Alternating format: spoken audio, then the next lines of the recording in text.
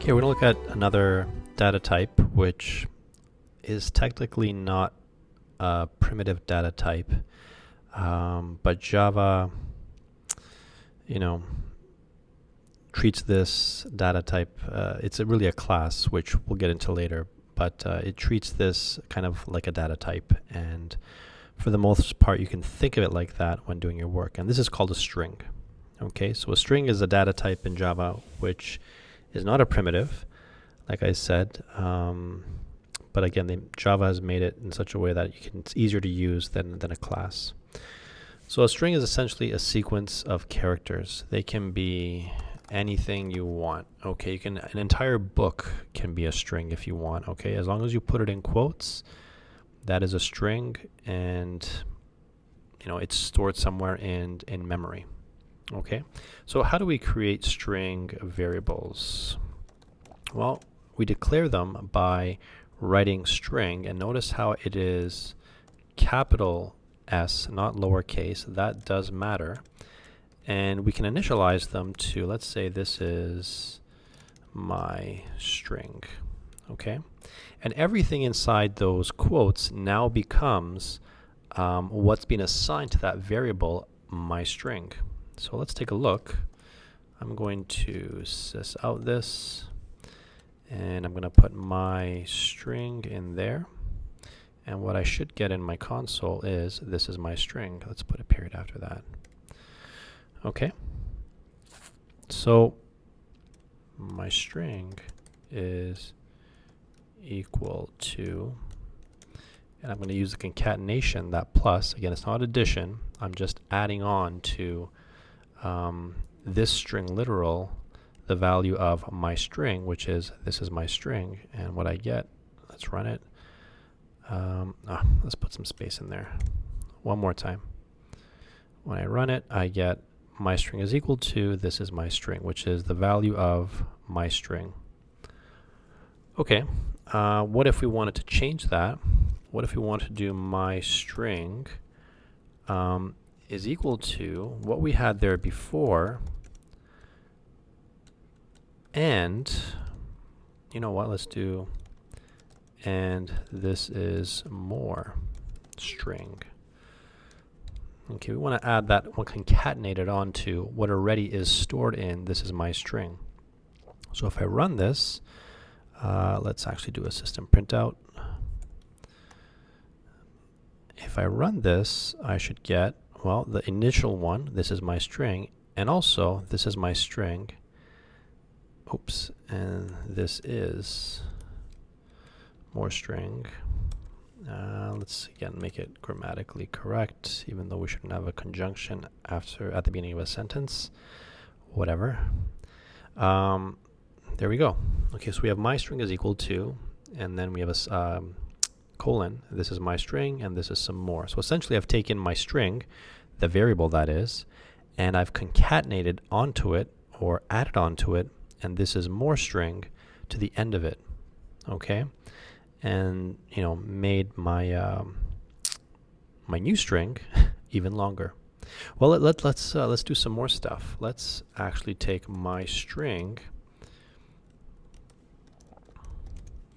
and make it equal to my string plus, I'm gonna put in a special character. This is the @ character, and again, you can look it up on the Unicode index there online. 00A9 2020. Okay. By the way, when this line number 8, okay, where it says my string equals my string, essentially you're replacing the contents of the original with whatever was there plus this stuff. Okay, and I'm going to be changing the value, the contents of my string again in line 10. By adding this stuff on here. So something will be 2020. Let's see what that Unicode text is. Let's one more time get this, plop it here. Oops, we need a semicolon, and let's run this. And you get the copyright sign, which is kind of cool. Okay, put some space there, and there, it looks more legit. Okay, that's a string. They're obviously going to be using these a lot in Java. Any text that you pretty much want to enter will usually be in a string format. Here is a little example indicating some snags you might run into. I'm going to call this a number string, ing, and I'm going to assign it the value of 250. Now this is not the number, the int 250, it's the string 250. So the computer is reading this not as the numbers, but just as symbols on a screen that look like 2, that look like 5, that look like 0. Okay. But technically I can't, well, I won't give it away right now. Let's go ahead, number string. And I'm going to do number string again, plus 50. And I mean, if I'm adding 250 to 50, I should get 300. Well, let's see. Put this in here. And let's see what we get. That is not 300. It is literally the characters 250 followed by the characters 5 and 0. So it's, again, you see a string, if you even write a number inside it, it won't treat it as a number, okay? It will just treat it as a sequence of characters. And this is important, that if you did want to do operations on it, you shouldn't have labeled this a string as your declaration, but as an int, okay? And as an int, you would obviously drop the quotes, and everything would work out, and you'd actually get 300 when you did the operation.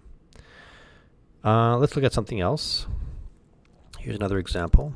If I do string, last string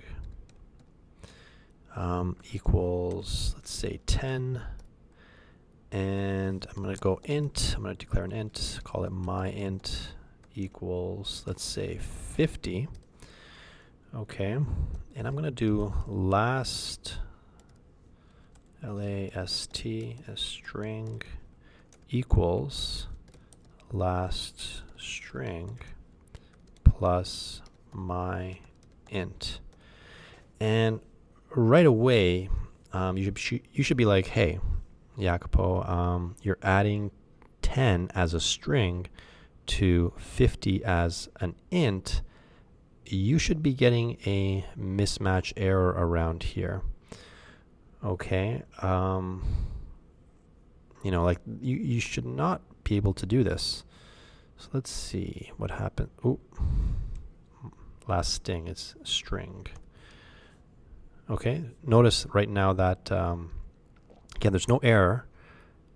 Technically, there should be an error. Let's print out whatever this is going to be. So I'm going to copy this, paste, and copy this. Put that there. Again, no errors. Everything's looking good. And if I print this out, oh wow. Okay.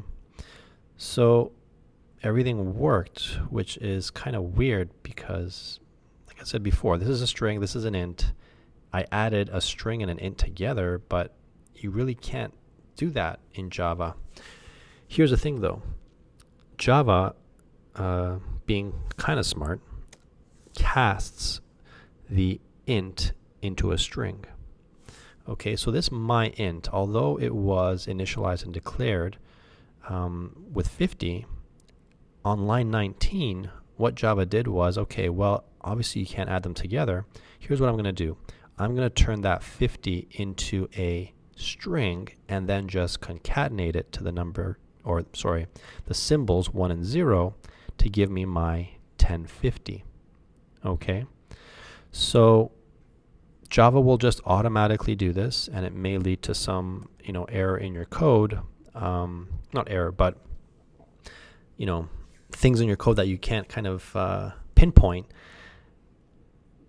it's just good to know to have this in your back pocket. In fact, this even works with a double. Okay, if I declare a double, and let's say double number, and let's make it equal to 120.47. Let's put a D at the end just to make sure it is a double. And I'm going to go, let's just copy this. I'm going to copy this, paste it here. Obviously, instead of my int, I'm going to have double number. And again, you notice that there are no errors here. And that is because Java is interpreting that value 120.47 as a string. Once it gets to line 23, it changes it into a string. And it concatenates the two to give you 1050.120.47. Okay, that's enough with this. Like I said, you're going to be using strings a lot in your P sets, so get used to them.